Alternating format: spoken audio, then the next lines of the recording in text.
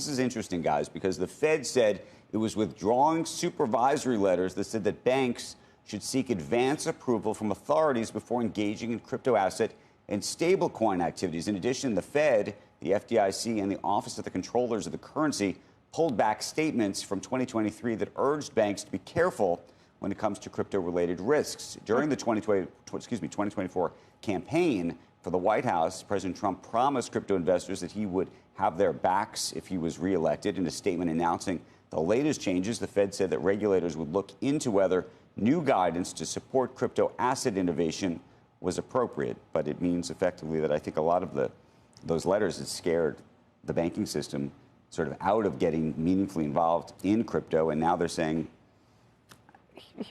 do what you like.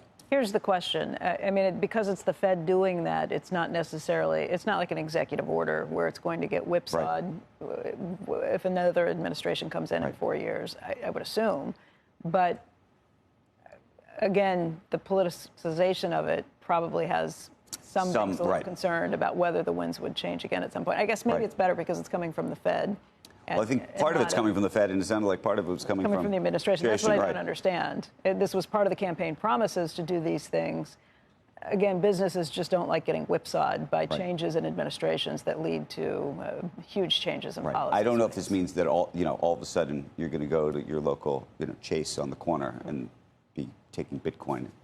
But you can't take Bitcoin. Look, I guess it does feel very different. It does feel very different in that crypto is becoming much more widely accepted, and maybe if they can get more regulation that kind of cements that, maybe it would make the banks feel a little better about it. I mean, look, we used to interview Janet Yellen, and she would always talk to you about the risks of it. By the way, Jamie Dimon would talk to you about the risks of it. So I don't know. It's interesting because there are people in the banking system who still have their own views of the risks. But I think the banking system would also like to offer their customers whatever their customers want. Look, Larry Fink was against it until he was for it. Until he wasn't. Right.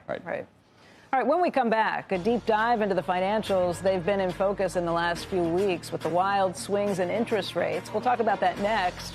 Right now, though, as we head to a break, let's take a look at yesterday's S&P 500 winners and losers.